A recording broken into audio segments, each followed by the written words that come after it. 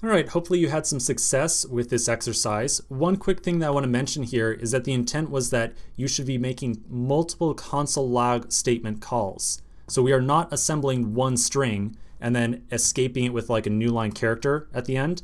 We are making multiple strings and console logging each of them. When I say multiple strings, I mean one string for each kind of set of steps here, or each level to the staircase. So if you saw some error message saying, hey, expected you to call stairs more often or something like that, that's probably why you were seeing the message. Make sure you are logging each independent level. Okay, so in this section, we're going to go through one possible solution. I think that this is definitely the easier to come up with solution that we're going to go through first. After we look at this solution, we'll then take a look at an alternate way of solving this by using a little bit of recursion. I think that the recursion solution here is ultimately maybe a little bit easier to come up with and put together. However, it does require you to kind of use your recursion skills to think of, which is definitely quite challenging. So anyways, we'll do the iterative solution first and then take a look at the recursive solution. So let's look at a diagram that's going to help us understand this iterative solution. So the first thing to recognize here is that we are kind of dealing with a matrix of sorts, or kind of like a 2D array.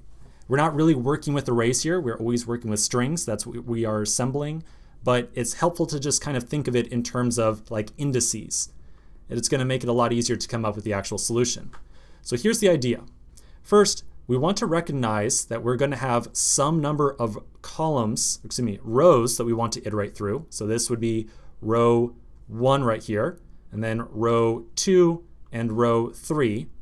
And then we are also kind of going to want to iterate through some number of columns. So column 1, column 2, and column 3. I came up with a nomenclature saying that we will reflect the current row that we are iterating through with a variable that we're going to call I, and then the current column with a variable that we're going to call J. One very easy way to make your solution look much more straightforward, and you know what, I think that we'll probably end up doing this. Rather than calling these I and J, because that's kind of tough to remember, let's call this like row and column. That makes life a little bit easier. I think that's going to be a little bit better. Okay, so with that in mind, let's take a look at exactly how we're going to do this. First, we're going to write a for loop. The first for loop that we're going to write is going to iterate through all the different rows that we have. We're going to iterate from 0 to n, and we'll call this, we'll say specifically iterate through rows. Then for each row that we are considering, so let's imagine this particular row right here, we are going to start off by creating an empty string that we'll call stair. Now stair is meant to be singular, like just stair by itself, to indicate that this is one individual row that we're looking at. Then we're going to iterate from 0 to n again. In this case, this second for loop right here is meant to iterate through all of our different columns. So from left over to right.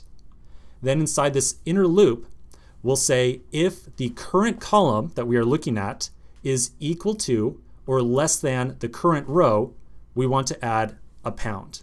So this is kind of like the big jump in logic right here. This is the kind of tough part, is this if statement. So I want you to look very carefully at this thing.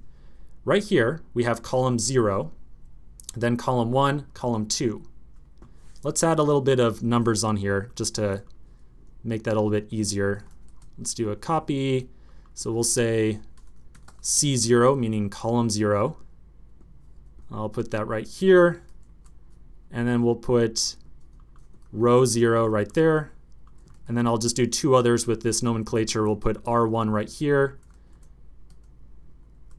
We'll put still C0 right here because we're still in column 0. And then just one more, we'll put row 0 over here and C1 right here. So whenever you start working on these problems where you are kind of iterating through two sets of rows and columns, especially, honestly, I wanted to use more generic terms, but anytime you start thinking in terms of row and column, you want to start seeing if you can see a pattern of any sort here. And so if I start thinking about a pattern between which of these squares or which of these characters are supposed to have a pound and which are supposed to have a space, the first thing that I start to notice is that we want to have a pound if C has a value that is equal to or less than R. And we can see that in very quick action here. So C is equal to R, so we get a pound. In this case, C is less than R, so we get a pound. But over here, C is greater, I said pound, excuse me. C is greater than R, rho, so we get a space instead. And that's the pattern that we're following all throughout this thing. So even when we start going down to the very bottom right corner down here, so down here we would be working with column 2 and row 2 right here. So still we are less than or equal to the row count. So we're still going to get a pound down here. So that's basically the row that we're going, or the rule, excuse me, that we're going to use. If we do not meet this if statement right here, then rather than adding a pound, we must be on this kind of upper right-hand triangular section up here, in which case we want to add a space rather than a pound. And the last kind of key to the problem here is that after running through this for loop, where we iterate through all the different columns, we will take that stair, or that kind of row representation of this one line that we have, and we will console log it. Then when we go through the next iteration, or move on to the next row, we're going to redeclare that stair variable as a new empty string.